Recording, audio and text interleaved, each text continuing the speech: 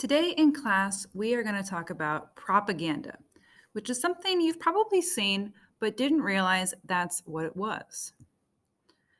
This poster that we saw last class is kind of an example of propaganda. So, what is propaganda? I use this definition. Propaganda is information that promotes a certain cause. And during World War II, the government created all kinds of propaganda to urge Americans to support the war effort. And next, we're going to watch a video explain what propaganda is before we look at some examples. This is their definition of propaganda: a deliberate attempt to manipulate people's actions, beliefs, and thoughts with a specific purpose or goal in mind.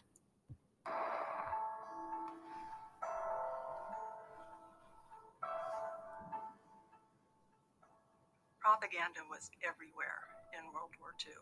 You would see it in newspapers, in handbills, in leaflets, in children's literature, party games, toys. Posters were all over different town kiosks. Propaganda came across the radio, propaganda came through film. World War II happens at a time in history when these new forms of mass communication have come along, and propagandists take full advantage of that. Mr. Hope, I haven't thanked you for everything yet, so if you're still selling kisses for $50 war bond, I'll take one, please. Well, there's just a few left.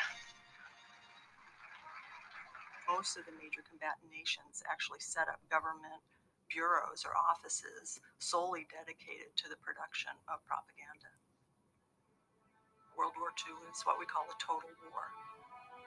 Total war is one that fully involves the civilian population. It involves their labor, it involves resources, it involves civilian infrastructure, all dedicated to providing the military with whatever it needs to succeed. Estimates place the casualty total at about 60 million people, and over half of those were civilians. It's long in duration, it's vast in scope. To carry it on for that number of years, governments had to have the support of the civilian population. And propaganda was really the main way that governments decided they were going to do that. We shall fight on the beaches.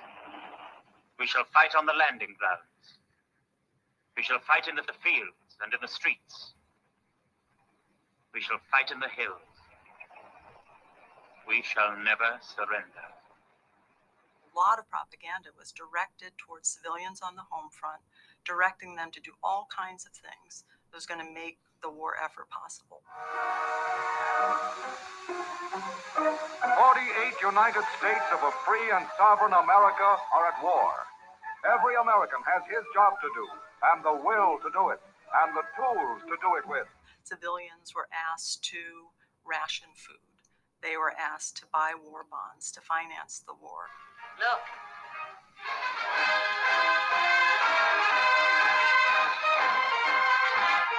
Even things like complying with blackouts and other civil defense routines. You must be ready to obscure all lights in your house. All manner of daily life was targeted by propaganda.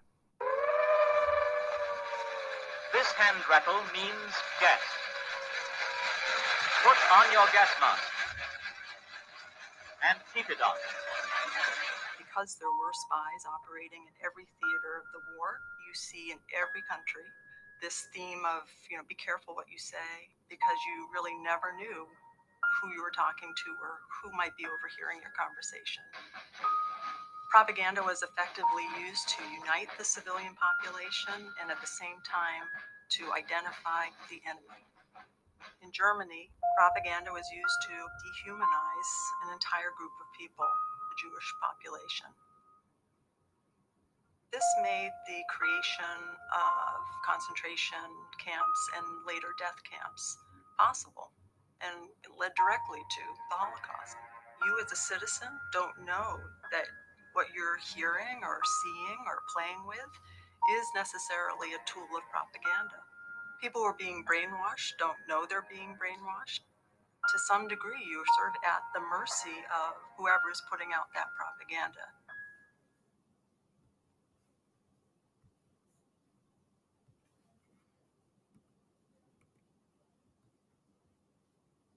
Let's look at some examples of propaganda that we have already seen.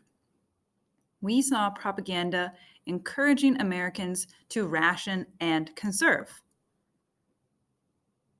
This is telling Americans to ration so that soldiers will have enough. And this propaganda is telling Americans to plant a victory garden so that they have plenty of food when they have to ration. There was also propaganda encouraging Americans to join the fight, whether it was to join the military or work in a job that would support the war effort.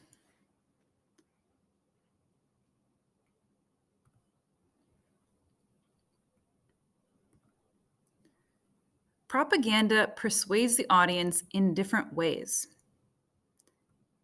It might guilt the audience into action. It might try to inspire the audience to be heroic. Or it might just simply urge them to do their duty.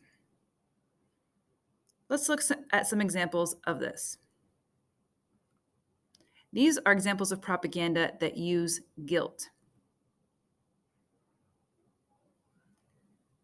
Have you really tried to save gas by getting into a car club? Really?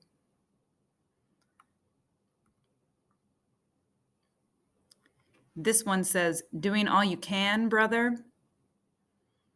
And they both use the images of soldiers that look kind of grizzled, like they've seen a lot of combat and they've suffered.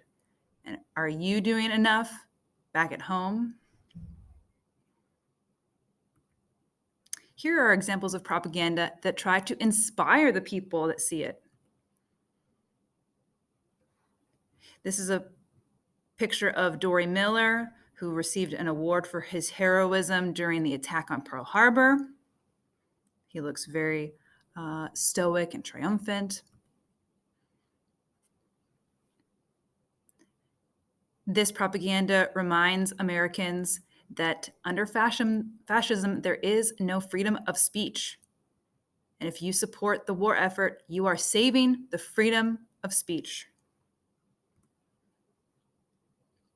This propaganda reminds people if you are growing your own food, you are planting the seeds of victory.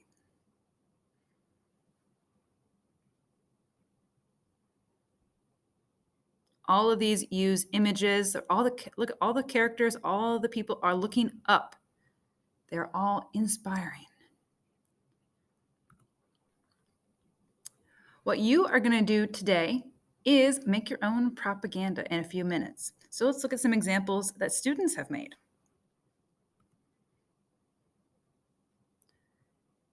This one is promoting women in the workforce, working at defense plants. This poster is encouraging Americans to conserve as much cloth as they can. And this propaganda is reminding Americans that food is part of the fight and they should not waste their food. So listen to directions from the instructor on how you are going to make your own propaganda.